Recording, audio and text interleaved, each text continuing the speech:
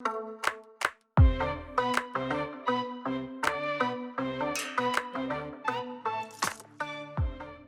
everyone, I hope all of you are doing well and welcome back to Kayan Al-Bashar, where today I'm going to finally build another habitat, which is going to be a walkthrough peafowl or peacock habitat, although I'm doing it in a slightly different way than I usually would do them. And I am going to first off start by finishing the back of the Hagia Sophia. So with that being said, let's get into today's build. So as I said, I'm going to start off by finishing the back of the Hagia Sophia, which is, when it comes to the roof, pretty much the same. This is quite unlike me, but well, in the real life version of the Hagia Sophia, there's actually an extra dome in the back, because the roof in the back is slightly different than in the front. But because I wanted to have a little bit more light in the building, I actually made the back of the Hagia Sophia, when it comes to the roof, somewhat similar to the front, because in the front, above the doorway or like centrally on the roof, there's this huge window, and well, I wanted that huge window, so now we have a huge window in the back as well on the roof, which isn't the window that I'm currently building, because this is basically what's, well, center in just the wall of the back of the building, which is actually accurate. Although, of course, because I am a fiend for marble, I made it a little bit more decorative. Because, yeah, I'm just a sucker for marble. Like marble and shiny things. Yeah, I really solidify my squirrel status, but I mean, it looks pretty. And again, like when it comes to like real life buildings and trying to get them into Planet Zoo, with most things, it ends up looking quite plain in Planet Zoo, because you don't really have like the textures that real life buildings have to, like the walls and such. Especially, well, when looking at the Hagia Sophia, most of it is just plaster work. Maybe in the past there could have been a lot of marble that was later stripped off the buildings, because that's something we did with a lot of Roman buildings that I know of, that they were stripped of their marble because, I mean, recycling. But yeah, I don't think they really did that with the Hagia Sophia, but let's just face it, I want marble, so I'm going to get marble. Like, can make a big excuse of why I'm adding a lot of marble, but it's mostly because I want it, so then I get it. Yeah, this is, I think, another reason why I would never allow anyone else to touch Kayan Al-Bashar, or if I'm going to allow anyone to touch Kayan Al-Bashar, is going to go through a rigorous session of like, does this fit? And then we'll most likely just throw it away. Again, I'm a little bit possessive when it comes to Kayan Al-Bashar, but then I think you guys can understand that, because, well, it's the main project of the channel. It's basically what well, not completely started my Planet Zoo journey with, but I mean, besides Ozaru, this is the only project that has really stayed on the channel. Yeah, so good news though is, well, good and maybe somewhat sad, but this is probably going to be the second to last video of the palace area. Not the second to last video of Kayan Al-Bashar, of course, because there's 2 more seasons or phases to Kayan Al-Bashar. But after the Hagia Sophia is done, it's basically just clean up on some areas. Mostly building a lot of bridges, because I, for some reason, just really don't like building bridges. So most of the bridges connecting the floating island are just the basic boat bridges, which I need to work on. But after the Hagia Sophia is finished, as I said, it's mostly just cleanup. But the good news is that after the Hagia Sophia is finished and basically the entire royal palace area is finished, I am going to put Kayan Al-Bashar on the workshop. Although here I have to ask you guys a question, because, well, I have quite a beefy PC, so my PC can still run Kayan Al-Bashar pretty smoothly. Also helps that I'm not building custom walls every single time I build something. Although that Courtyard is different. Yeah, Courtyard is almost completely custom walls. So, oops. I have been thinking that I maybe should, in a way, separate Kayan Al-Bashar. So that you have like a download for the Mirage Mountains, then you have a download for the Royal Palace, so that your PC doesn't have to render all of it in one go, so you can basically just load up the Mirage Mountains, and after you finish looking at that, you can load up the Palace area. And then of course there's going to be a complete download as well, or a complete version on the workshop. But I have been thinking about separating Kayan Al-Bashar for those who want to explore Kayan Al-Bashar, but maybe don't have as hefty of a PC, because yeah, I think my PC is pretty strong, because, well, I don't even want to know how many pieces are in the Hagia Sophia. Probably a lot, because that courtyard that I'm going to build later on is 10,000 pieces. Yeah, I built custom walls. That's something I shouldn't do, but I wanted, what is it called? Archways and colonnades and everything that you have to make custom, because round things don't really come easy to Planet Zoo. So whenever you want to have something round, you usually have to somewhat build it custom. But right now we are starting with the courtyard. But yeah, let me know if you guys think that that would be a good idea to separate Kayan Al-Bashar for those who don't have that hefty of a PC but still want to explore it, because I mean it's easy to do because I only have to delete the buildings. Like the terrain work doesn't really impede on the, well, frame rate as much as all those, well, this courtyard already impedes a lot, unlike probably frame rates on some lower end computers. But anyway, so yeah, this courtyard is going to be, well, completely fictional. Well, it was somewhat inspired by the, I think, former courtyard of the Hagia Sophia, which I think by today isn't there anymore. I actually don't know if it was ever there, because how truthful is Assassin's Creed when it comes to like buildings, because some buildings in Assassin's Creed appeared way before they were actually built. So looking at like all of the Baroque buildings in Rome, or what was it, like the cathedral in Havana in Black Flag, that building wasn't supposed to be there around that time period, so yeah, maybe Assassin's Creed isn't the best way to look for clues on how to build stuff.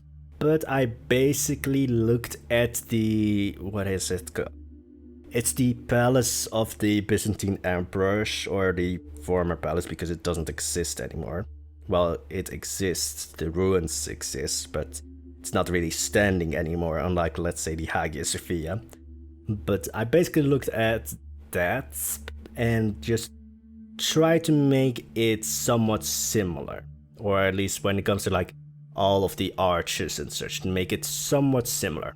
Although the arches here are pretty huge, and it was a really big struggle just to figure out, alright, how am I going to make this work? How am I going to make this look, let's just say, planned out? And in the end it did work, but yeah, it's a long time of me just like, alright, do I need to place this on like 8 meters in between or 4 meters in between? In the end, I just decided on 8 meters and just try to, well, actually, this is the easy part about the Hagia Sophia. Everything is built on the same building grid. Not everything is the same building, because that would, well, kill my PC if I tried to select the building to start building. But you might have seen this, but probably not, because I cut out things like setting up the layout or something, because I don't think that's the most interesting part to the building.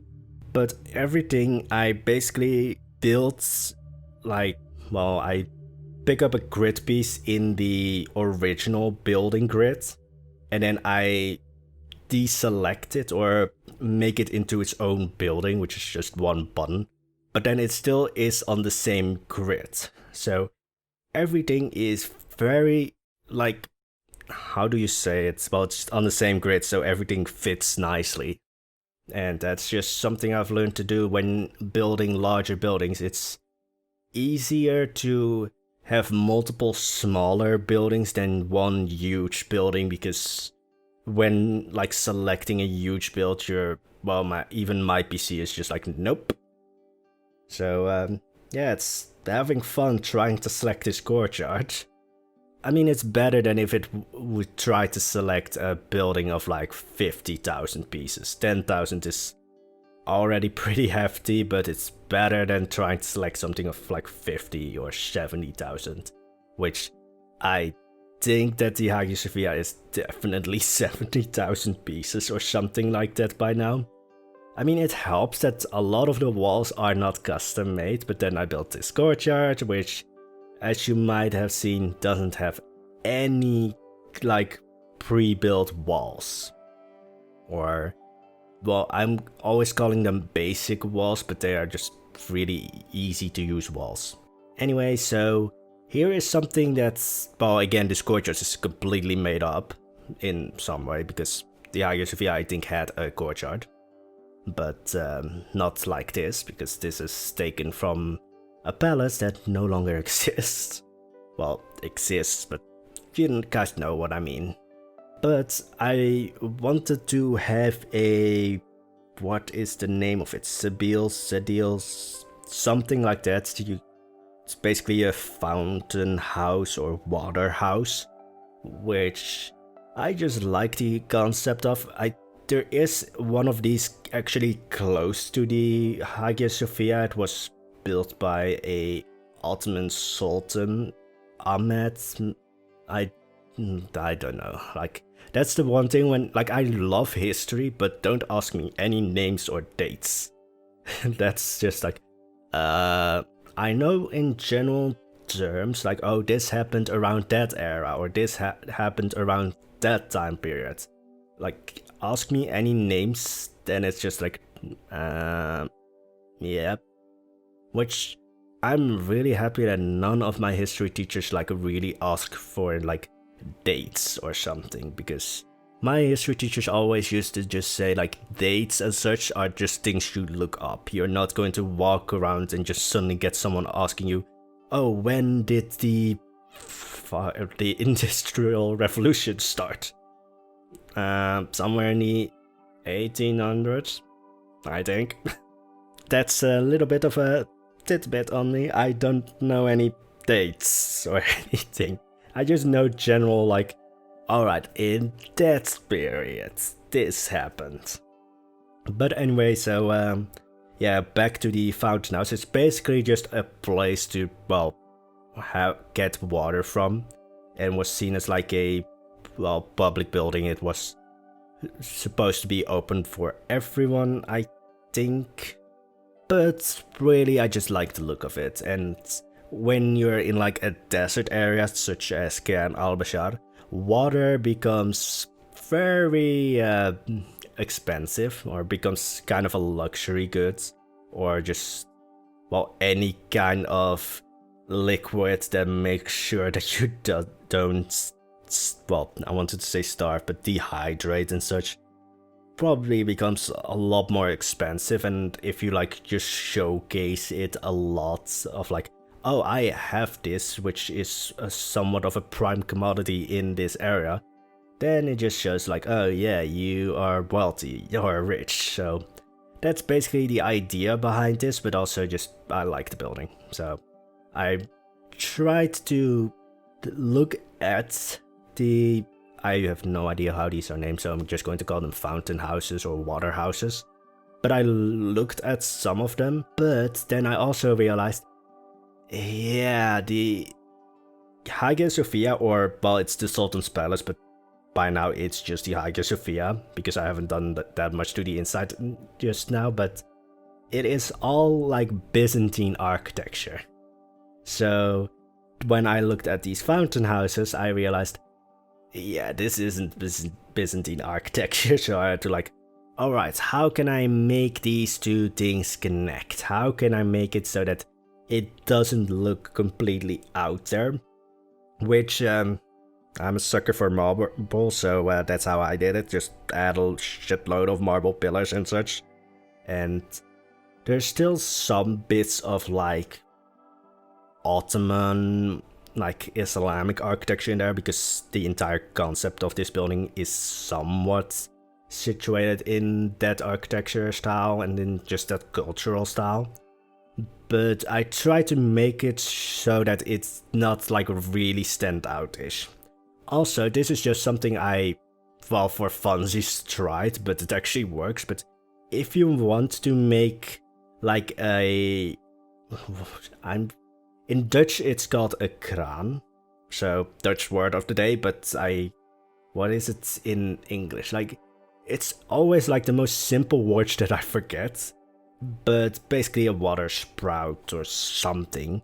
But the giraffe statue, or the African giraffe statue, really works well for that. Like, it started off completely as a joke. Like, well, this is the longest part of the video, is just building this water house, so I was kind of loopy at the end of it, so I just thought like, oh yeah, this is just going to be fun, and then I realized, oh wait, this actually works.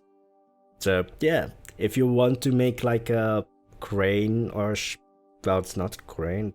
Yeah, I have no idea what the word is. It will come to me like right after I finish this recording, but right now it's just not there. But it really works. So that's there.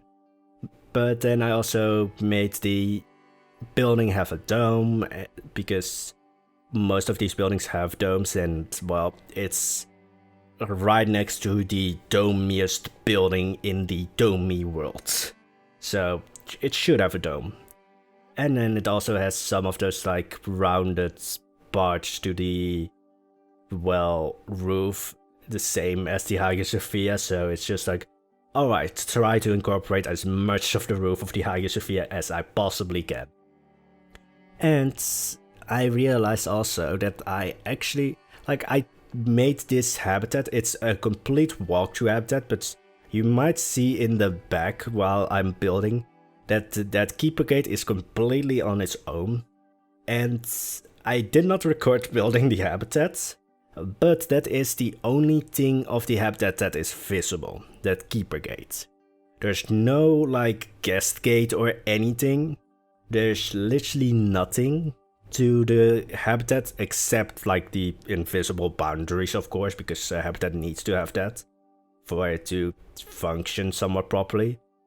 But besides that, there is no like guest gate or something, because let's face it, that guest gate doesn't really work in most settings, because it's just this, yeah, it looks a little bit ramshackle, like it doesn't look like it's a safari gate, let's face it. It's not supposed to, like, let's say, work in like a, I don't know, like classical European setting or like American setting. Well, it only really works well stylistically when it's like a safari setting or something like that, which yeah, Kayan Al-Bashar doesn't have that.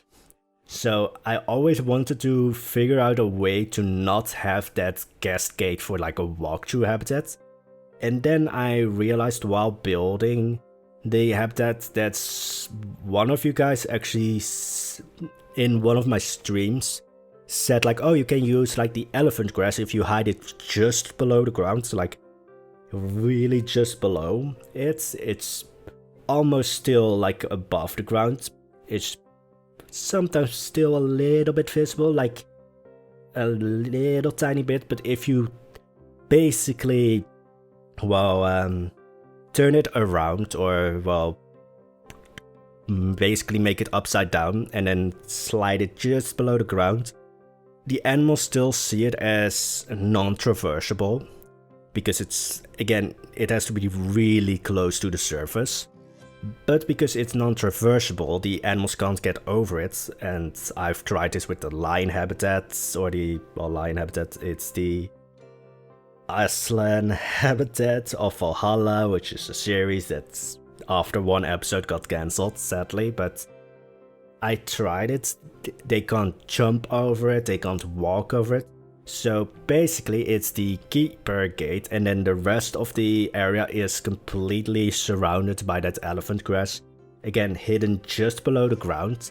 But this makes it so that the animals can't escape, they have complete free reign over this entire island basically. But the habitat still works. I have no idea if it really still works as like a get or a walkthrough habitat. The keepers don't really mind it, but I have no idea how it will go with like guests or so.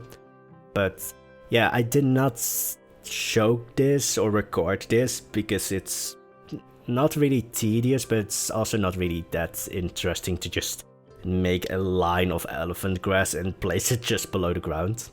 So yeah, you won't see it, but there's a lot of elephant grass hidden just below the ground. But that's basically how I made this entire habitat. So it's a walkthrough habitat and I'm really proud of it and I hope it works. I don't know for sure. But now back to the actual fountain slash water house. So when it comes to this building, first of all, of course, it's like a show of wealth because you're literally just giving water away, which again is somewhat of a pricey commodity in an area such as Kayan Al-Bashar. But then I also thought like, this is basically the urban design or urban planner education or study that I'm following coming out, but if you took this area and basically turned it into like 21st century, I can just imagine that there's like a restaurant nearby and there's like a lot of like tables and such set up just on or near the, well, near the water slash fountain house, because it looks really nice. And it's also probably one of the coolest areas in Kayan Al-Bashar because there's a lot of water, there's a lot of shade from the trees, and I actually made it, or I plant the trees there. Like, it's not like, oh, they look pretty, but it's also like it's somewhat functional because, well, this area can get pretty hot because it's a desert. And you can see it in the bottom right of the screen. It's always 39 degrees Celsius, which I wouldn't be able to survive here without air conditioning. I mean, yeah, I just wouldn't. Like, I just really like the cold for some reason. Like, if you looked at me in real life, you wouldn't think that, but yeah, I really just like the cold. And this is another part actually that I completely changed for the, like, real life Hagia Sophia compared to Kayan Al-Bashar's Hagia Sophia, because, well, this is the thing when it comes to like decorating areas. It's easier to decorate smaller, more compact areas. The same goes with like interiors and such, because if you have like a large open area and you want to decorate it, it's very easy to make it chaotic because then you just fill it so much. While if you have a smaller area, it's like you don't have to fill it as much, but it still feels full. I don't know if you guys can understand me on this, but let's just say smaller areas are just easier to decorate, so I wanted to make this courtyard a little bit smaller, and I also realized that functionality-wise, the Hagia Sophia doesn't really work as well as a palace, because the Hagia Sophia, of course, itself is a completely open building. But then when you think of a palace, there's of course like, there should be rooms for like the Sultan, like his sleeping quarters. There should be places for him to like have meetings with like his counselors or advisors. So that's something where I was like, alright, how much fantasy do I put into Kayan Al-Bashar and how much reality do I put in? Because Kayan Al-Bashar is like walking that tightrope in between reality and fantasy, because if I went too much fantasy, then Kayan Al-Bashar wouldn't feel real anymore, or it wouldn't feel like it could be like weirdly real. I would say, like, I don't know how to explain this, but so far Kayan Al-Bashar, all of the buildings are somewhat realistic, which somehow makes it feel like a real place. But if I then also made it completely like fancy, because of course it is a fancy place. I mean, it floats, so. But if I put too much fancy in it, it wouldn't feel real anymore. But if I put too much realism in it, it isn't a fancy place anymore. So it's just walking that tightrope in between those two things. And so here with the Hagia Sophia, I was just like thinking, alright, do I want to make this look like a real palace, but then I would have to add more buildings to the Hagia Sophia or the Sultan's Palace? Or do I just make it completely fantasy and just, you know, you have to imagine where the Sultan's quarters are?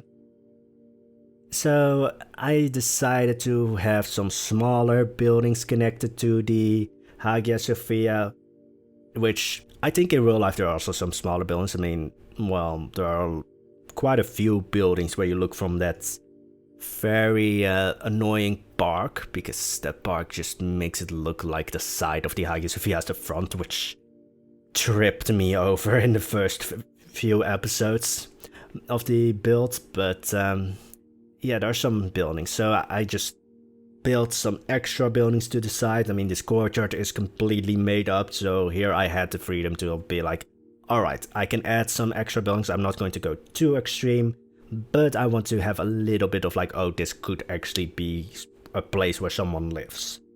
But anyway, that's going to be it for today. I hope you enjoyed it, and I hope to see you back in the next video. Have a lovely day, everyone, and bye bye.